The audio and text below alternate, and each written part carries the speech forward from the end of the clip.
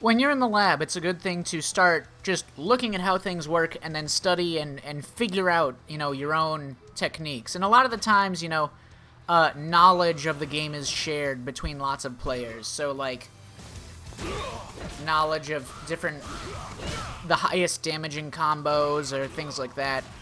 What is the most effective way to do this? What carries the opponent the furthest distance to the corner? But yeah, it's important to just sort of test shit around and just see what you can cook up. So, for example, let's come up with like a mix-up, for example. So let's okay, well, what do we have? So if the opponent's blocking, we have our various attacks. We have light kick is +1, standing light punch is +2, crouching light punch is +1, crouch light kick +1, medium punch -2. So even though medium punch is the one that does the most damage on hit, because it gives you the biggest combos afterwards, maybe it's not the best thing to do, just point blank, if you don't know it's gonna hit. So it's better to do back here, or when you already know it's going to hit. So yeah, forward medium punch -8, terrible, definitely not using that. Standing heavy punch -6. Not as bad as it looks. Not as bad as you would think. So yeah, this is okay. But not, point blank. Medium kick, -3. Crouching medium kick, -2. Crouching heavy punch, -6. Heavy kick, -4. And crouch heavy kick, -12. Okay, so it looks like the moves that are... Oh, and crouching medium punch, -1. So, from that, it looks like the moves that are plus are all of her light attacks. Oh, and forward heavy punch +3. So, a great move overall. It has very short range, but it's great in a situation like this. However, it pushes back the opponent quite a distance. It is +3, but you're not in range for a regular throw. You're just in range for, like, an EX... No, not even that. You're in range for this throw. So, Mika has 2 command throws. She has this one, which gives you good Oki, because she stays right on top of the opponent, and it doesn't switch sides. So when the opponent gets up, you're +2, you're right back in their face. So you can keep doing this. So it's really aggressive. And she has this throw, which does more damage, but puts them all the way over there, and side switches. It's good in the corner, because you get that. So you get no distance in the corner, because they're just right there. So it's a great move when you corner yourself. But in general, this command throw is better until you get their health down to the point where you're going to kill them. And then you usually go for something like that, which does tons of damage. So if I do this...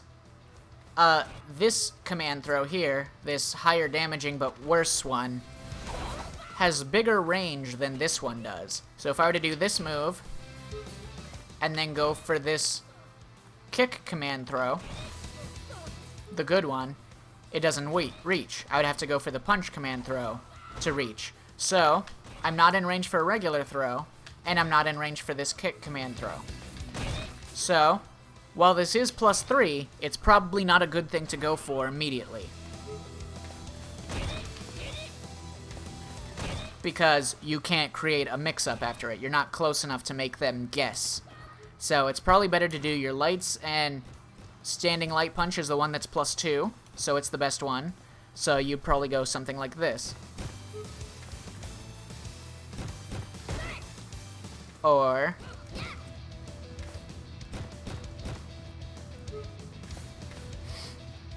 so you would, +2, or you can do this, which is +1, but in certain situations it can be better, because you have this, which is a 3-framer. So this crouching jab is 3 frames, which means you can, do something like +1, and then that, which is +1 again, and then that again. And standing light kick is the move with the least pushback. So if I were to do standing light punch, their toes are like on top of each other, but if I were to do light kick, Mika's foot is much deeper into Guile's foot there. So standing light kick seems to have the least pushback, which means it's the best for applying offense. Or standing light punch because it's +2, which means it's more plus than light kick is. So these two moves are the moves that seem to be the best, or crouching light kick because it's a low, which will catch them walking backwards. So those are probably the 3 moves that are best to go for right when they get up, when you're applying the offense. So if you were to do stand light punch into a throw, that's frame tight, or stand light punch into a command throw, that's also frame tight, because it's +2 and it's going into a 5-frame throw. So there's only a 3-frame gap, which means there's nothing that can beat it, except something with invincibility.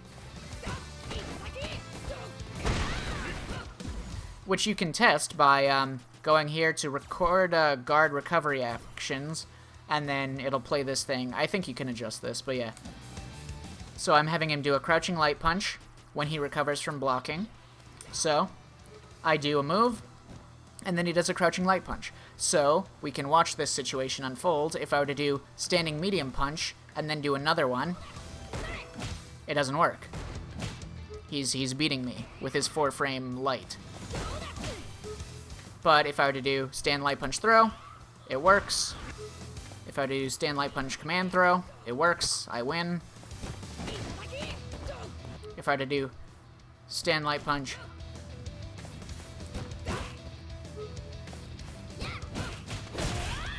into crouch light kick, crouch light punch, that works, and I can combo that.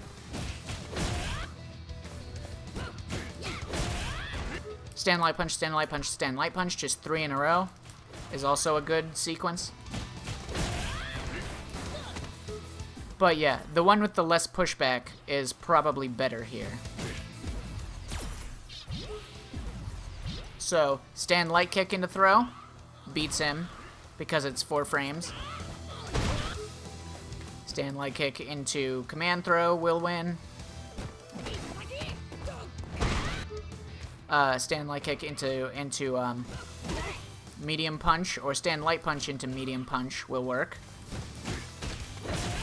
So that also combos. That will also beat it, because her medium punch is 5 frames. You can do this. Light kick, light punch, light kick, medium punch. So that seems to reach. And combo.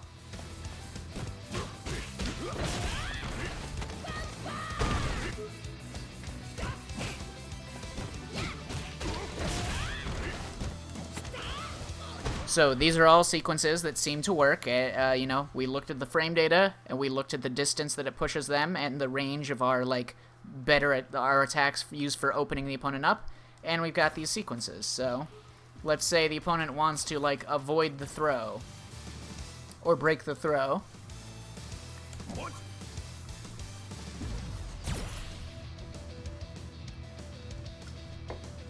What?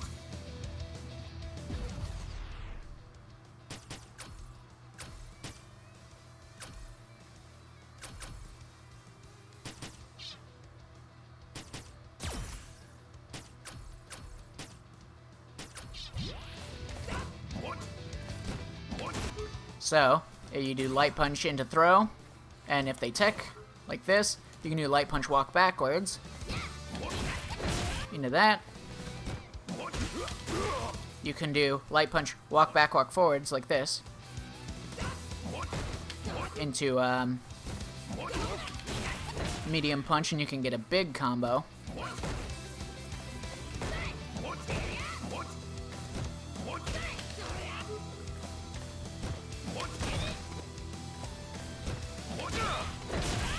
You can walk backwards into forward heavy punch to get the max damage.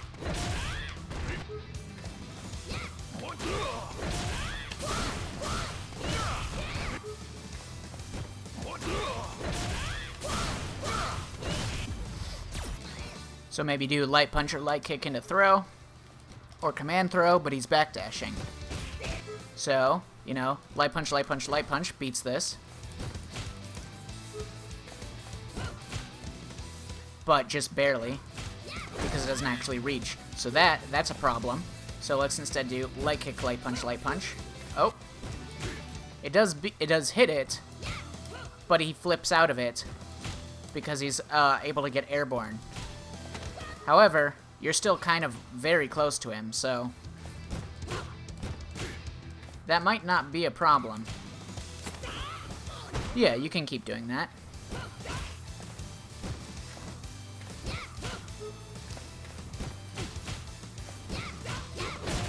You can do this.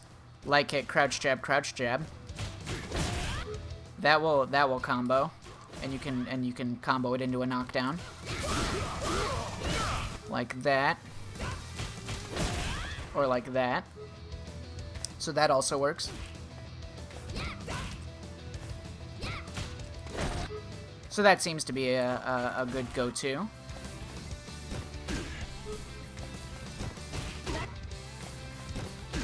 Yeah, because everything else seems to be losing here. If I do light punch and a medium punch, you know, it is hitting him, but he's able to get airborne in time, so that's not as good.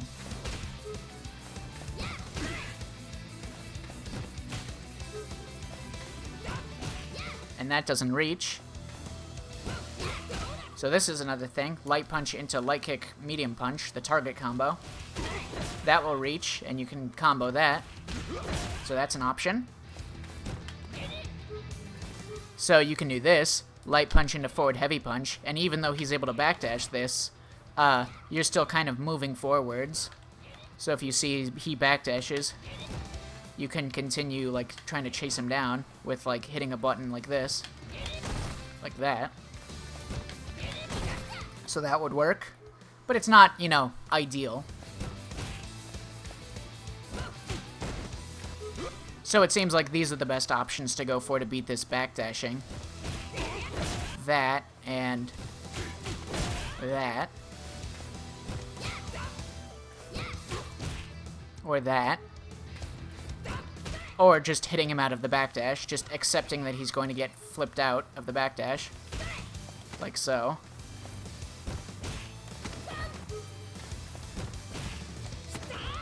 And then just taking that. Which is also completely fine. Because he's so close to you when he gets hit out of this backdash. You're not dealing that much damage, but he's so close to you that you can keep the offense going.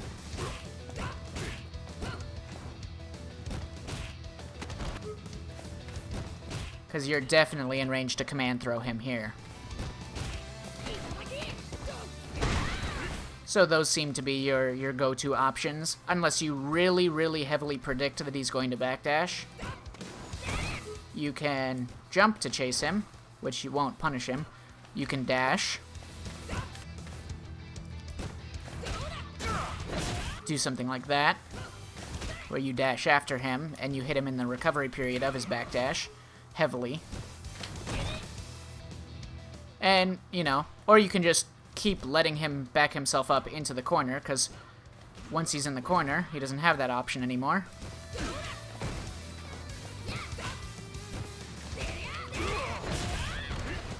So there you go. You know, like you looked at the moves, you tested, you know, you put like made the opponent like react in certain ways so that you could test shit out.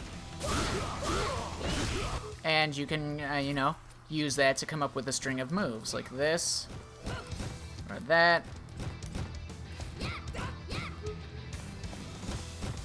or that. So they're all good sequences of attacks.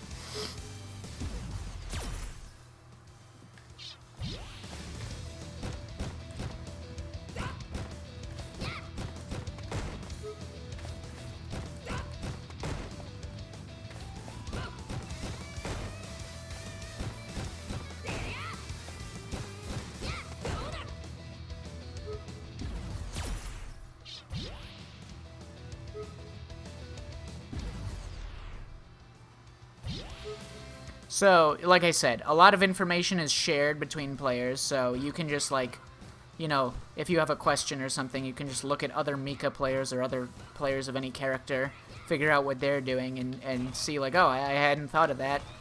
Take it to the training mode and see what it does, you know, what you can do with it and what enemies can do against it. And yeah, you can, just examine the data and then come up with ideas and then put those ideas to practice and see if they come up with anything useful. Even this late into a game's existence, like this game has been out for like, what, 5 years or so at this point? There's always new things being discovered. There's like a wealth of specific situations, like one character versus another character or something,